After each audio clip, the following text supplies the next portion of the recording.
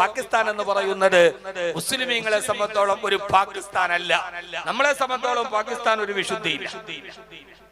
പാകിസ്ഥാൻ എന്ന് പറഞ്ഞതിന്റെ അർത്ഥം പാകിസ്ഥാൻ വിശുദ്ധ ഭൂമി. ഇന്ത്യൻ മുസ്ലിമീങ്ങൾക്ക് കാശ്മീരിന്റെ സിയാച്ചിൻ മലനിരകളുടെ അതിർത്തികൾക്കപ്പുറത്തേക്ക് പാകിസ്ഥാനിൽ ഒരു വിശുദ്ധ ഭൂമിയുമായി മുസ്ലിമീങ്ങൾക്കില്ല. മുസ്ലിമീങ്ങൾക്ക് ഒരു വിശുദ്ധ ഭൂമിയുണ്ട്. അത് മക്കയാണ്, അത് മദീനയാണ്, അത് ബൈത്തുൽ മുഖദ്ദസ് ആണ്.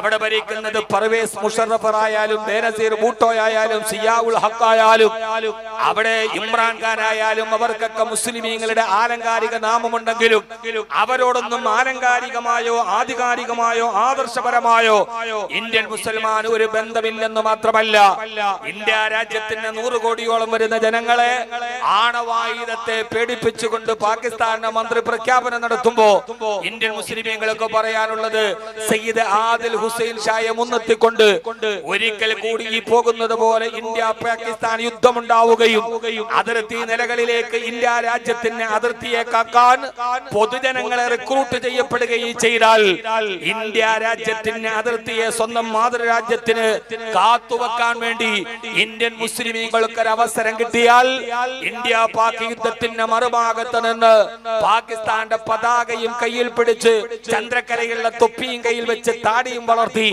AK-47 തോക്കുമായി പാകിസ്ഥാൻ പട്ടാളം കൂലു തക്ബീർ എന്ന് വിളിച്ചുകൊണ്ട് ഇന്ത്യയുടെ നേരെ ആക്രമണത്തിന് വന്നാൽ ആ സമയത്തതിന് മറുപടി കൊടുത്ത് അല്ലാഹു അക്ബർ എന്ന് പറഞ്ഞ് ഇന്ത്യയുടെ ത്രിവർണ്ണ പതാകയും പിടിച്ച് ഇന്ത്യയുടെ വസ്ത്രം ധരിച്ചുകൊണ്ട് അവർക്കെതിരെ നിറയൊടിച്ചു പോരാടാൻ ഒരു അവസരം കിട്ടിയാൽ ഇന്ത്യൻ മുസ്ലിമീങ്ങൾ അതിന് തയ്യാറാവുകയും അത് തങ്ങളുടെ രാജ്യത്തിന് വേണ്ടിയുള്ള ഒരു കടപ്പാടായി സ്വീകരിക്കുകയും ചെയ്യുന്ന മാനസികാവസ്ഥയാണ് ഇന്ത്യൻ മുസ്ലിമീങ്ങൾക്കുള്ളത്.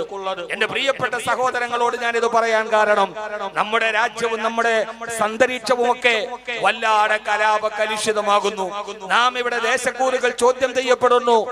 ഈ സംഭവത്തിന്റെ പശ്ചാത്തലത്തിൽ ഇരുട്ടിന്റെ ശക്തികൾ ഈ സമൂഹത്തിനെതിരെ വാളോങ്ങുന്നു, കേട്ടാറടക്കുന്ന തെറിയഭിഷേകം നടത്തുന്നു, നമ്മുടെ അഭിമാനത്തെ ചോദ്യം ചെയ്യുന്നു, ദേശസ്നേഹത്തെ ചോദ്യം ചെയ്യുന്നു.